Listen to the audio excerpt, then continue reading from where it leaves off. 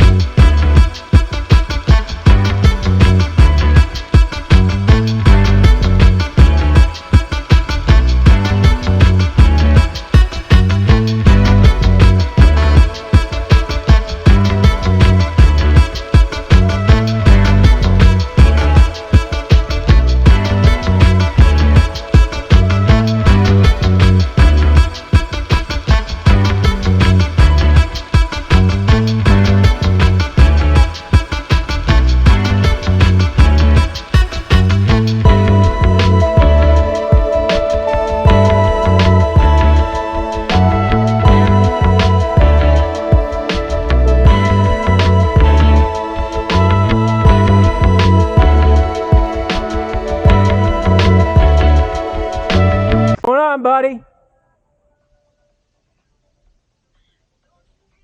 Hey, what's up?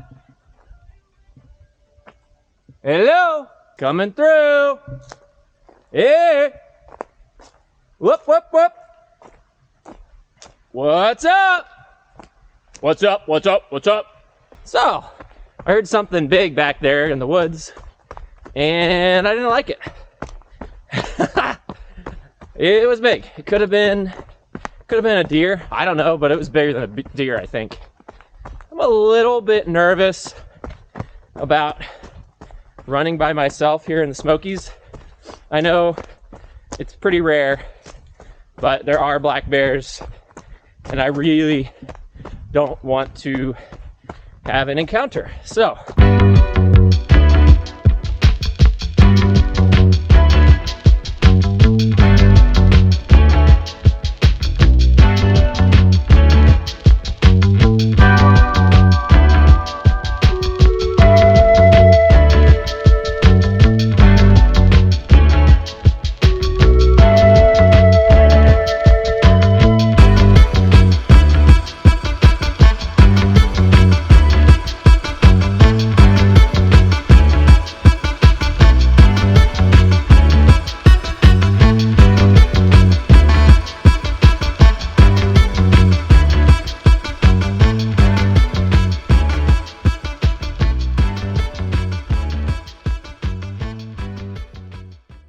Hey, what's up, everybody? Dan the Ultra Dad back again. Hope you're doing well, man. I hope you enjoyed my footage from the Smoky Mountains. I really had a great time down there.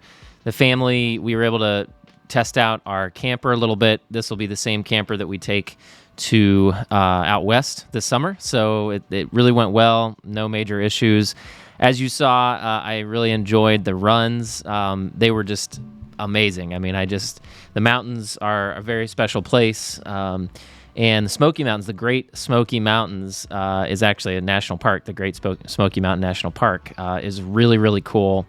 They are just absolutely gorgeous, very unique. Even when you compare it to other mountains, they're not that high compared to the mountains out west, but they just have a very unique feel. And certainly from someone who lives in Ohio, it was just amazing to be out there. Very quiet, isolated, just very, very special. So I'm so grateful to have the chance to have gone down there. It was just a long weekend, but it went really well, and I was able to kind of mix in family time with time in the mountains and time running. So you probably just saw some clips from my last run there. It was actually on the second day of the trip. Not as much snow. Man, that snow was really pretty, wasn't it? But that second day, I had a great run. Not quite as much vertical gain from my memory. Hopefully I'll put Strava up there right about now, hopefully. But I think I got about 2,000 feet of vertical gain. And I believe it was just about 10 miles as far as the run. The highlight, I'm sure you just saw this, the highlight of this run was I'm pretty sure I crossed paths with a bear. Never had that happen before, but it sounded like a bear in the woods. You can't hear it in the video, but when I suddenly stopped, that's what I was stopping for. So it was pretty heavy, thick brush on the left side in front of me, and I was approaching it, and I was listening to music. My music was up really loud, and I still heard this crashing in the woods up ahead. So I stopped suddenly. Thankfully, the Smoky Mountains really just have black bears, but there are a lot of black bears there. So, it was a little bit, tense there for a few moments, but it kind of went crashing off to the side. I don't think it was just a deer or anything because they don't make that much noise. So I'm pretty sure it was a black bear, but I'll never know for sure. Eventually, I was able to push forward and finish my run. But that was kind of the highlight of that run. So if you didn't catch the drift there, I'm pretty sure you did, though, because I think, I went at length. I went on about that. So because I was pretty nervous after that happened. Anyway, so right now, I am about to run my first road marathon at the Flying Pig Marathon in Cincinnati, Ohio. I have 2 weeks away, or just under 2 weeks. I'm recording this video on Monday, and it's not this weekend, but the following weekend that the marathon occurs. And I feel okay right now. I did do a 17-mile long run this past weekend. If you follow me on Strava, you probably saw that. If you don't, follow me on Strava. But it went well. I don't know if I'd say it went well. It was very painful, the 17 miles. It should be. That's a long run. I was actually hoping to get 20 miles in, and I was unable to actually finish the 20. A little bit of it was time related, but mostly my body 17 was more than enough for me on that day in particular.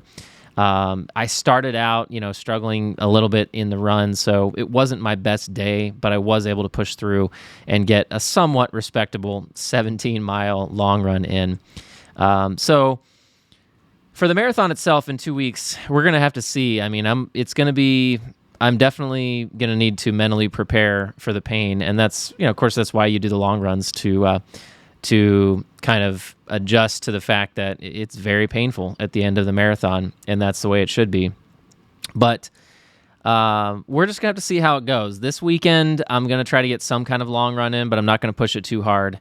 So we'll just have to see how it goes. Anyway, the point of this video, though, was because I am approaching my road marathon, and then 1 month after that, I'll be running a 100-miler at the Mohican 100, I thought I might share with you 3 tips that or 3 keys that I'm going to be focusing on during my ultra marathon training immediately after this road marathon. And I've kind of picked up these key points of training for ultra marathons over the years. The first of these is definitely time on feet versus time running. A big part of training for an ultramarathon is trying to train your body to be able to handle the distance.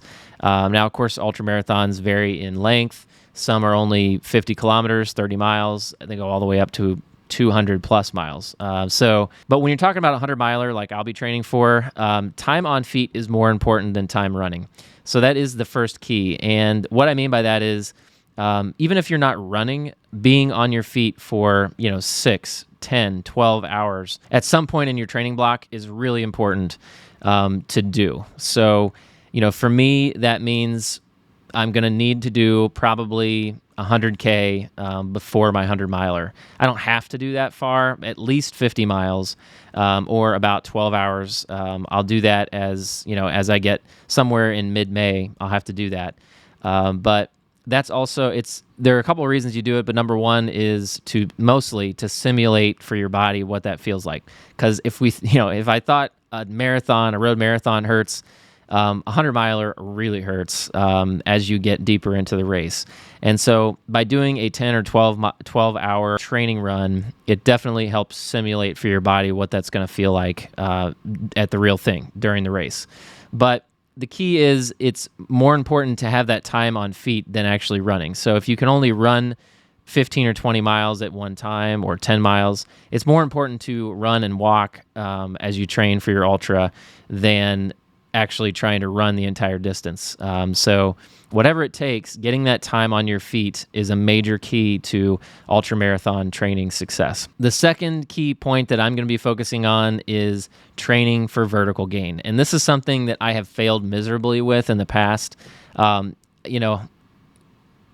is a little bit difficult living in Ohio. There's no real excuse here, but because I'm in Ohio, it is hard to find anywhere with a sustained vertical climb. But that is something that I need to improve on if I'm going to have more success with my ultramarathon racing. For the Mohican 100 in June, it's not as big of a factor. I think the total gain for that race, I can't really, I'm blanking. It's like 15 to 18,000 feet, I think. So it's not a whole lot in the grand scheme of things. Now, for a race like the Hard Rock 100, which I won't be racing, but I'll be watching this summer out in Colorado, it's more like, I think it's 33,000 feet of vertical gain. So it's almost twice as much. And that is insane. So not racing the Hard Rock 100 this year and maybe never, but it's going to be fun to watch. My race, though, that it really will matter for me this year is the Wasatch 100 in Utah, because I believe the vertical gain is about 25,000 feet, maybe 27,000 feet.